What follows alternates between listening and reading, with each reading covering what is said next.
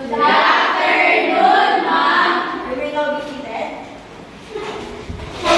Okay, so Miss Secretary, is there any absent today? None po. Okay, very good. Everyone is present here today. Let us clap our hands for our work.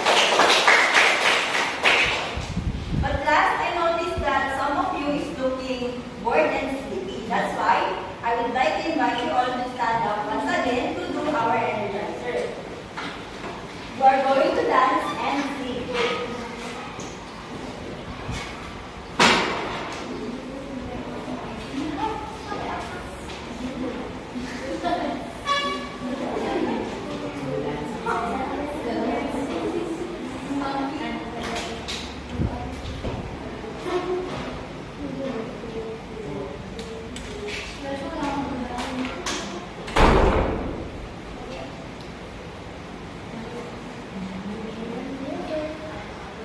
So let's begin.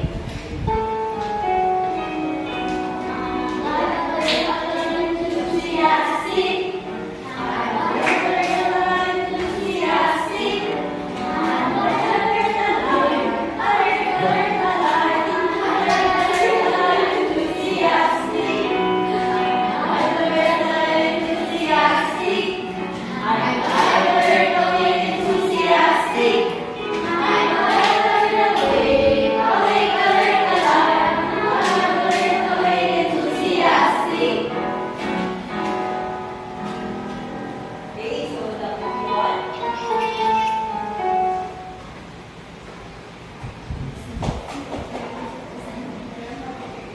Okay, so you will know this then.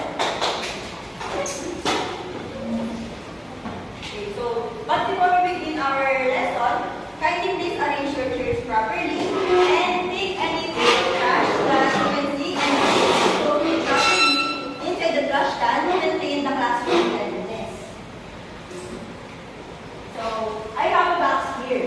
Inside of this box, there are words that you need to analyze.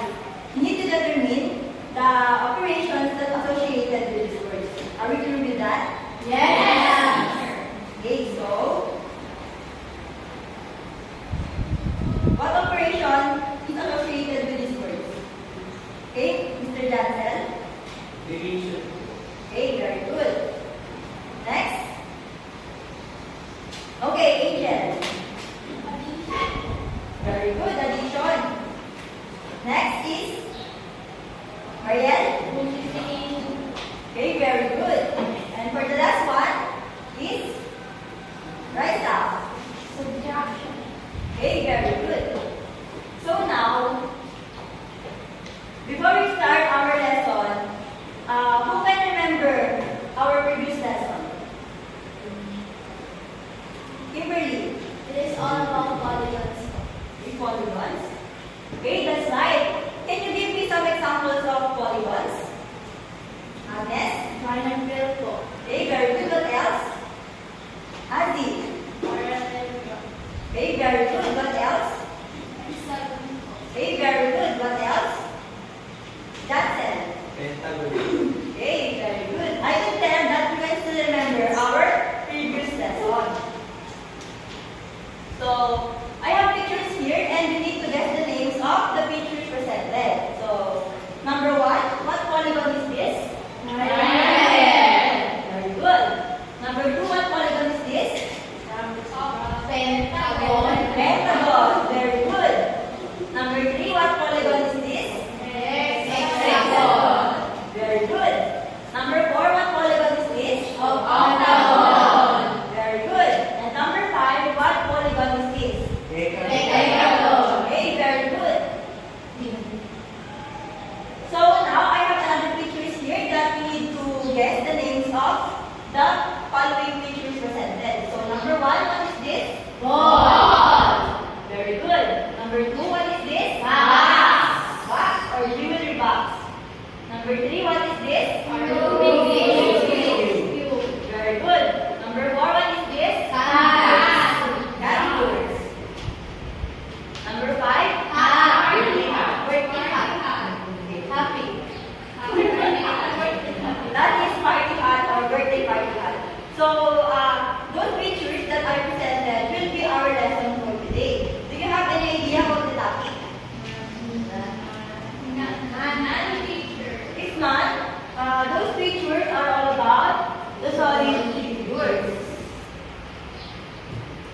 So before we proceed about to our lesson, here are the learning outcomes that we need to attain today. So at the end of the lesson, the students should be able to first identify the different solid figures: cube, prism, pyramid, cylinder, cone, and sphere. Number 2, differentiate the faces, the edges, and vertices of solid figures.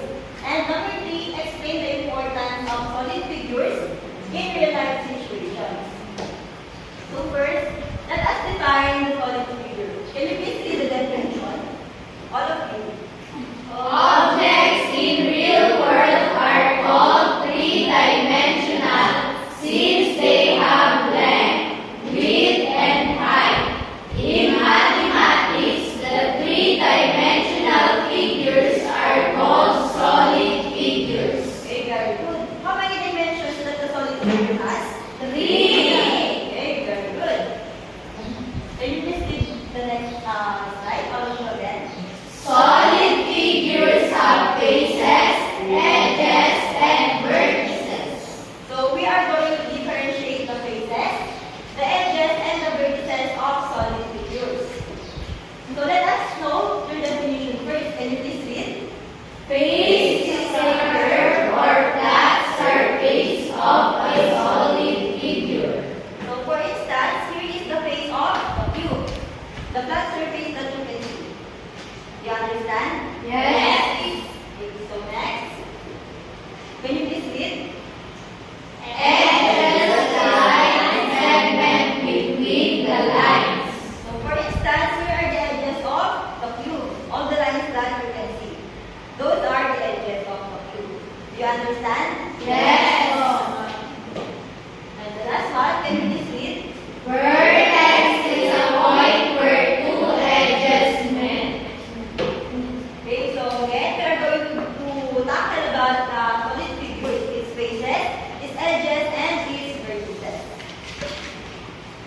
So now, let us know the different kinds of solid figures.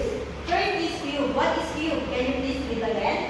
Cube is also a prism with congruent squares as faces or sides and lateral faces. It has 6 faces, 12 edges, and 8 vertices. Okay, very good. So how many faces does the cube has? 6. Okay, so let's count all together. 1, 2, 3, 4, 5, And 6. you understand? Yes. So how many edges does the cube have? 12. Okay, so let's count all together. 1, 2, 3, 4, 5, 6, 7, 8, 9, 10, 11, 12. You understand? Yes. Okay. So for the last one, how many vertices does the cube has? 8. So let's count all together. 1, 2, 3, 4, 5, 6, 7, 8.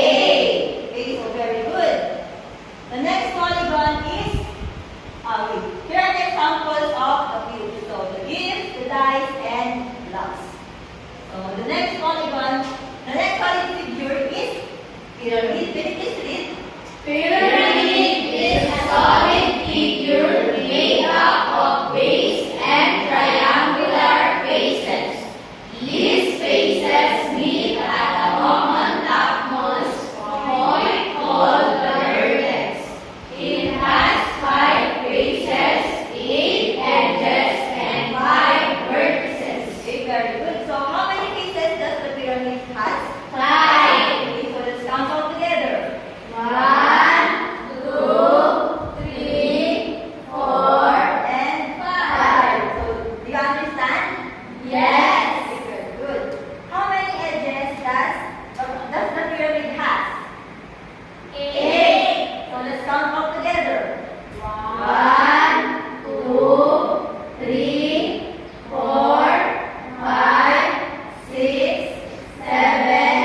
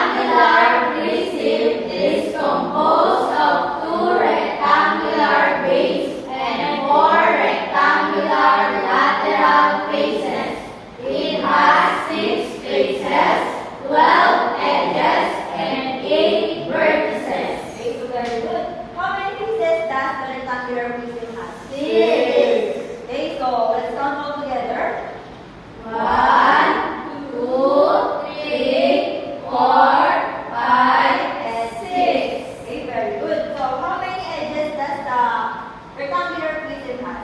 Well. So let's count all together. 1, 2, 3, 4, 5, 6, 7, 8, 9, 10, 11, 12. Okay, so very good. And for the last one, how many vertices does the rectangular prism have? 8. Okay, so let's count all together.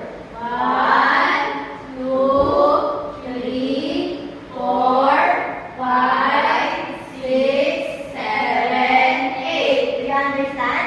Yes. Here are the examples of rectangular prism. The drum and the jewelry box. So the next solid figure is cylinder. What is cylinder? Can you please read? Cylinder is a solid figure that has 2 circles and curved lateral plates. It has 2 circular bases. It has 3 faces, 2 edges, and 0 vertices. Very good. So how many faces does the cylinder have? 3. So let's count all together. 1, 2, 3. Very good. So how many edges does the cylinder have? 2. 1, 2. 1 and 2. Okay, very good. So for the last one, is there any vertices the cylinder? No. Okay, very good. So here are the examples of cylinder. Round, cup, and head. So the next solid figure is cone. What is cone? Can you please read? Cone is a solid figure that has a circular flat base and a curved face pointed towards the top. It has 2 faces, 1 edge, and 1 vertex. Okay, so how many faces does the cone have? 2. Let's count all together. 1, 2. Okay, so how many edge or edges does the cone have? 1. Okay, so let's count all together. 1. Okay, so how about the vertices or vertex? How many vertex does the cone have? 1. Okay, so here is the vertex. So let's count all together. 1. Okay, very good. So here are the examples of cones. Traffic cones, Christmas tree, and party hat. So next one figure is sphere. What is sphere? Can you please read?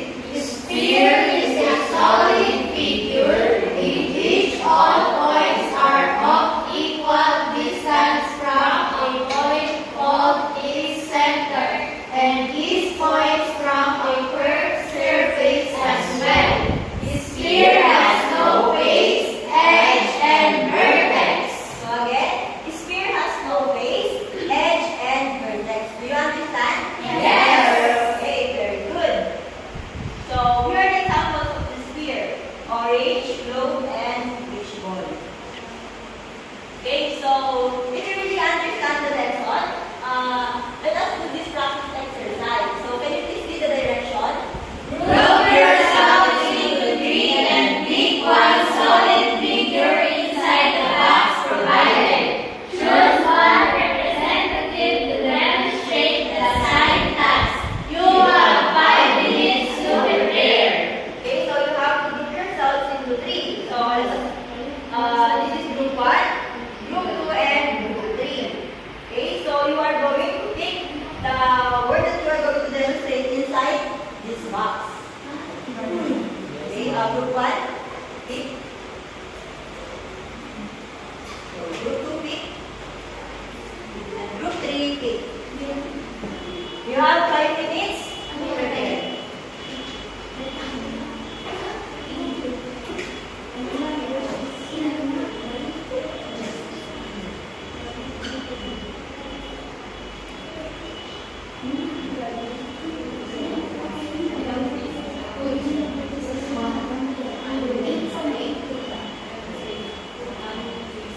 So you have 5 minutes to prepare.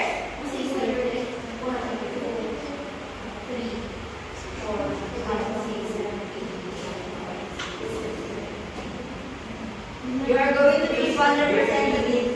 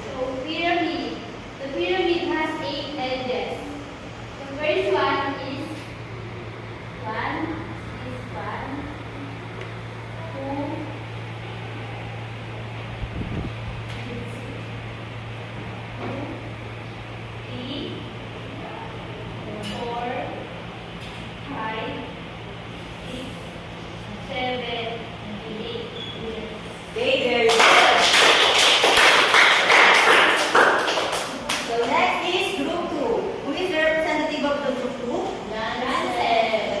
Okay. What we have here is a few having six and six faces. 1, 2, 3, 4, 5, and 1 plus 6. Okay, very good. Group. For the last group, group 3. Okay. So we have the rectangular prism which has 8 vertices. 1, 2, 3, 4, 5, 6, 7, and 8. Very, very good.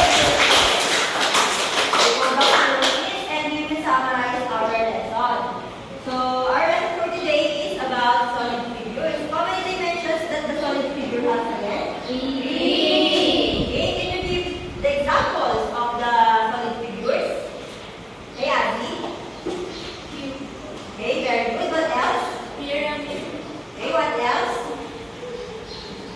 Cylinder. Okay, very good. What else? Cube. Okay, what else? Rectangular prism. Okay, what else? Cone. Okay, what else? Okay, very good. So let's try. As you can see, you are going to answer this. Can you please read the direction? Write the name of the solid figures below. Okay, so you are going in front of here and you will answer this. So kindly raise your hand if you want to answer. Who wants to answer? Okay, Angel. Please answer the number 1.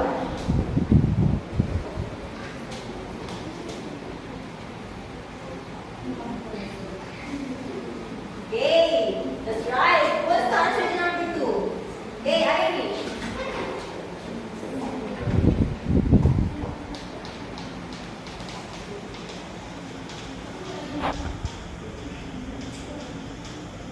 Okay, that's right. Number 3. Okay, how about number 3? Okay, Raisa.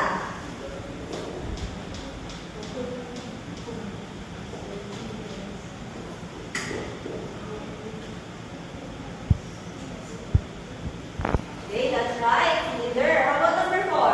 Agnes.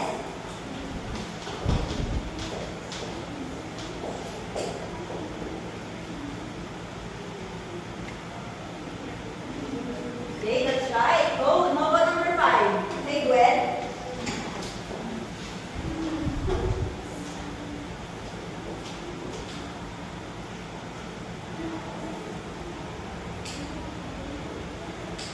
Okay, that's right. Pyramid. How about the last one? Who wants to answer?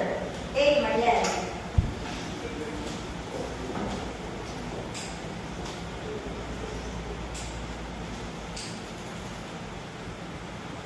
Okay, that's right. Very good. Okay, so now I have worksheets here that we are going to answer for the last time. So kindly get one and pass it behind you. And I will get it after you answer.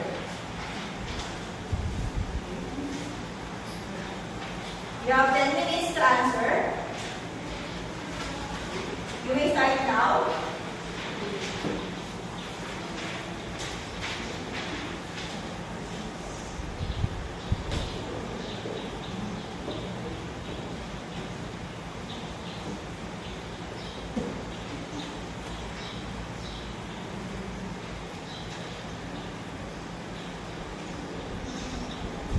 Okay, time